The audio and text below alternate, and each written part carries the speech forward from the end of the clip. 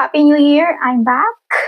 I am finally resurrected after almost 3 weeks of not uploading. If you have seen my previous video, I said that I was actually jam-packed with orders for Christmas and New Year. I think for New Year, the quantity was actually double compared to New Year's Eve of 2024. I was not expecting that, but I was so happy to make a lot of sales. So if you're new here, hi, I'm Hannah. I'm a full-time home baker, and sometimes I upload here in my channel about eyeshadow palettes, specifically Asian brands, specifically CBD brands, and from time to time I actually do project planning videos. And so for today's video, I decided to post first my introduction for Pando's eyeshadows, and I will also be doing my No Pan Left Behind introduction, but for the update I will do them separately. I'm just doing this together right now because it's more logical for me, because like whatever I am featuring on my No Pan Left Behind, I'm also gonna feature it on my Pando's eyeshadows intro. So just to be practical, we're just gonna do this together. And for the update, of course, I'm gonna do them separately because I don't want like a really long, boring update video. I know people don't like. I know I. Why did I speak Tagalog? I know people don't like really long videos anymore, so I'm just trying to limit myself up to 20 minutes for an update. So for today's makeup, I actually already posted this on my shorts. I use the You Can Be Mermaid Tears palette, and I actually focus on the blue shadows. I have been wearing this since like 3 p.m. and it's now like 10 p.m. while I'm filming this, and the shadows are pretty much still in there with a little fading on my left eye. For my rules for my Pando's eyeshadows, I will have to use each shadow 10 times before I decide whether to continue using them or just to roll them out. Of course, if I've not hit pen on them, but if I have hit pen on them before 10 uses, of course they will be rolled out. And then no double shades in each palette. So in order for me to actually complete my goal for No Pan Left Behind, I decided to do no doubles on a single palette. And then sometimes you cannot actually prevent re-rolling palettes. What I will be doing is I will do like a 3-month gap for a palette in order for it to be rolled in again in this and those eyeshadows. And then no similar shades, because I don't want to work on 2 brown similar shades at the same time. But if they have like this, like the other one is light tone and the other one is mid tone, then that's just fine.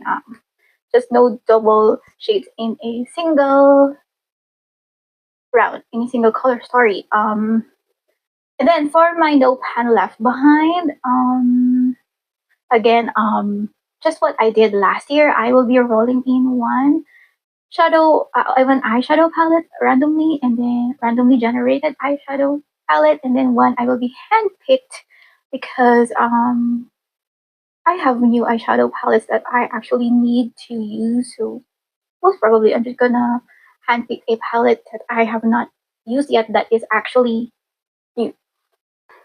I actually arranged this by chronological order and not the order I have generated on the app. So the first one I have in here is from my newest palette, the palette that I just swatched. So this is the You Can Be Mermaid Tears palette. This is the one that I just used today. And number 68 is the number 6, the 6th shade from this palette. So here she is. It's a matte vibrant purple.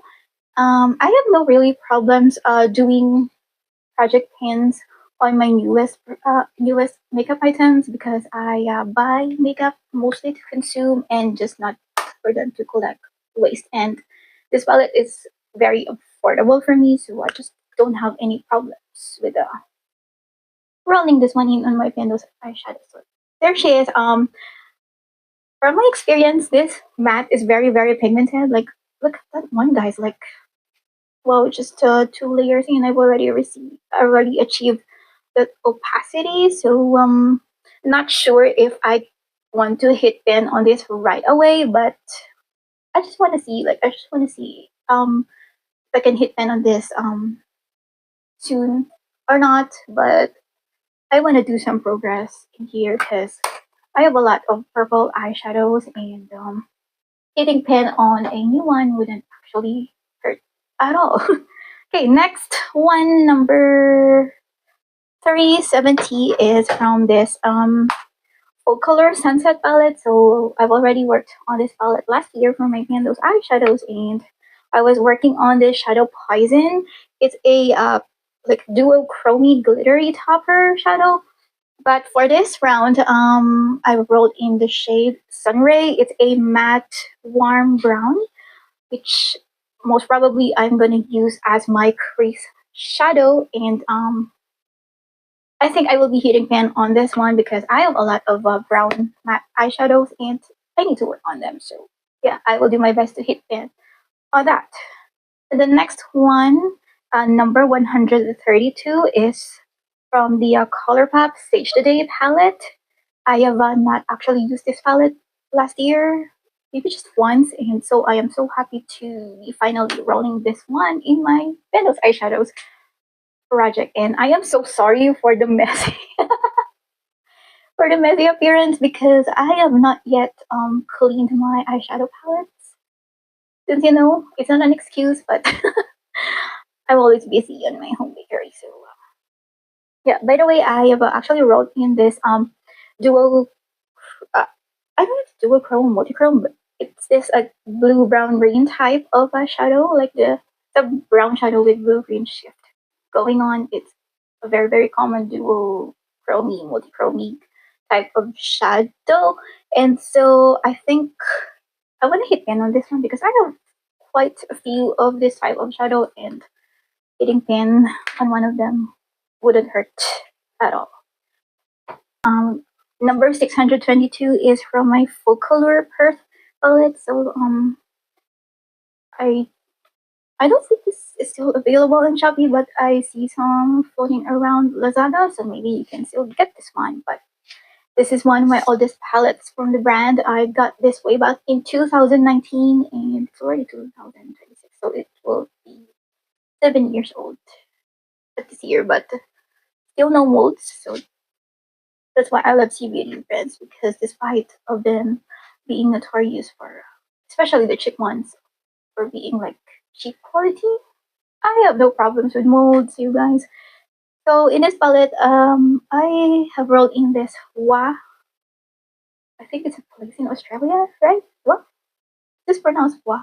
So it's a white shimmery shadow, and as you can see, I have already dipped. I have formed a dip in there because I was using this as my inner corner shade last year, and I think I will be hitting pen on that pretty soon. So I will slap myself if I didn't hit pen on that by next month because it's the easiest shadow to work on this route.